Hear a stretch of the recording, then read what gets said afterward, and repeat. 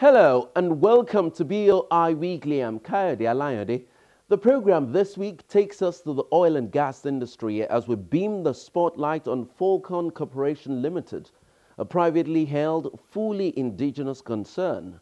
Having commenced operations in 1994, the company has built a diverse portfolio of prime investments in oil and gas, energy infrastructure, real estate, and construction. Describing gas flaring in Nigeria as criminal, the MD, Mr. Joseph Ezigbo, tells me that his company's mission is to drastically reduce gas flaring in Nigeria through proper deployment. Over the last 22 years, the company has carved a niche for itself, exercising competence in internal pipeline construction, equipment conversion, and commissioning, amongst other industry-specific competencies, to deliver gas for industrial use across the country. They have achieved all of these with the Bank of Industry standing by them through critical growth milestones. Stay close. The agricultural sector due to limited processing and preservation capacity. This results in high food prices and food importation with its attendant effects on the nation's foreign reserves.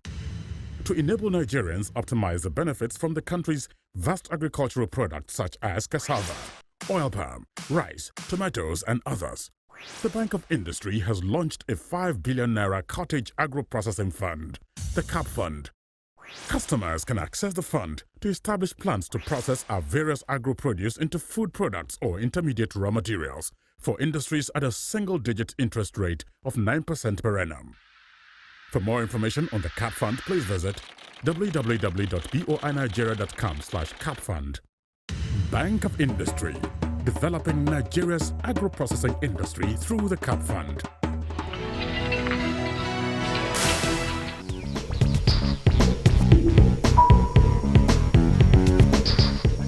This is the Falcon Corporation gas station in Odongiyan area of Ikorodu in Lagos State.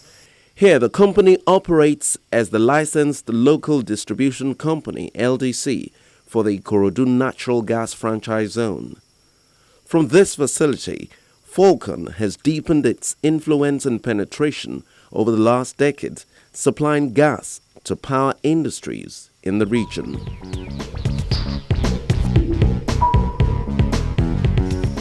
As we arrive at their custody transfer station, the operator and facility engineer, Franklin Ezeadi, receives us. After a brief welcome, orientation and kitting, he explains how the gas installation works. Actually, when you want to take off from a lifeline, it's what they call hot tapping. So actually the gas the construction was done through a hot tapping system. So we tapped in from that main line coming to Lagos, all the way from Niger Delta, from Warri there. You understand? So we comes into this facility, probably a high pressure gas line. This is a high pressure, it's coming into here. But because this is a custody transfer station whereby you need to distribute the gas, what we call the Ikorodu industrial axis or Ikorodu industrial estate. In this estate, you have a whole lot of companies, industries, basically or mostly the steel industries. You understand? The plastic industries owned by Chinese and the Indians. So they need gas for power generation and for some other things. So what we do here is, once we have the gas from that Escravos pipeline there, coming with a very high pressure, we do here is this: we need to bring down the pressure of the gas to what the customers actually require or what our pipeline require. So essentially, you are planted in this industrial area, so that you can supply energy to the companies, the industries that are in this. Exactly. So when the gas comes in here now, it undergoes a lot of processes. But the most important thing about this thing is the process is this: it's just for us to reduce the pressure of the gas to what our pipeline can carry, equally to what the distribution network can equally take. Okay. So it's coming in from a very high pressure, we need to reduce it. That's what they call a pressure reduction and metering scale. Although we have a trunk line from here, from the discharge, this is the inlet. From the discharge, we have a major line, the trunk line itself. We call it the main line itself. You understand? Then we have spur lines. Spur lines. What do you mean by spur lines? Is when we'll get a customer station, maybe a customer or a prospective customer. We need to put a small line for them, you understand? Like this one is coming in maybe like 45 bar. We need to bring it down to like 10 bar. You understand? So that's it. And our main line is actually what they call polyethylene pipe. It's not a steel pipe. So that is why, and it's cheaper and it lasts longer. This is basically what we do here. But you know, have a lot of processes here. It's coming in here. This one is, we'll call this one the pig station. What do you mean by pig? Pig is when you need to clean the internal walls or inside of the pipe. It's a system that you use to clean the pipe. So this one is a pig station. So the gas comes in here, you know, it goes through the filtration processes and separation processes, you know. Then what we see over there are two water independent water baths. We call the water bath for heating system. We need to heat the gas. You know, we need to supply what they call dry quality gas to our customers. Because if you don't get them that, they might actually destroy the equipment, especially most of those generators and those furnaces and all that. So it comes to the metering skid, where we meter what we're actually supplying to the customers. So what your clients have to do on their own end is to get gas-powered generators? Yes, most of them have gas-powered generators. They have boilers, they have furnaces, especially for the steel industries, they have furnaces. But you know, because of power problem in Nigeria, most of them have gas generators.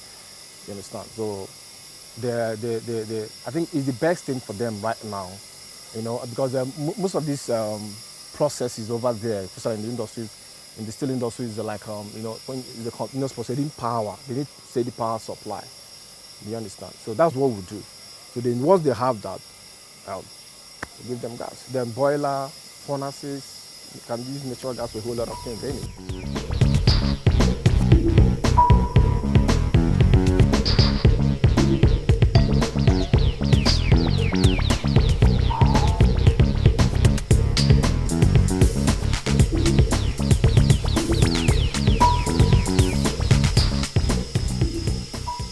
Once done, we settled down with the MD, Mr. Joseph Ezigbo. We came into the scene because we thought it was, I personally thought it was criminal for us to flare up to $4 billion a year. I thought it was criminal at that point in time. And also the devastation to the environment was something also that didn't agree with my spirit or with my nature. And we set out to try and did documentations.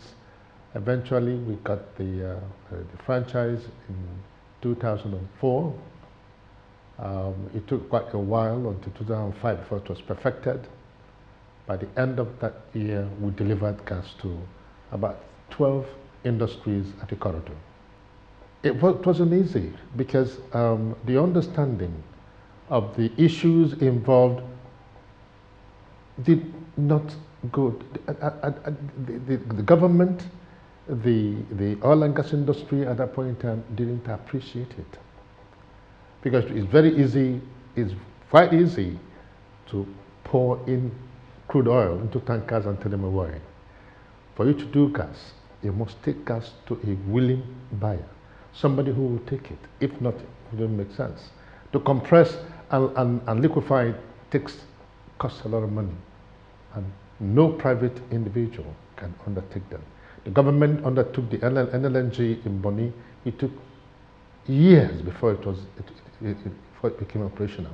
You said it took you 10 years to stop flaring, but Nigeria still flares. The major problem is the political will.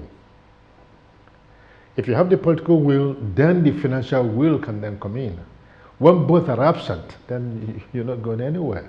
And that is the story with Nigerian situation. The agreements the federal government has today with the IOCs doesn't make sense. It doesn't make. In other climes, in other societies, they will tell the operators, it's zero flare.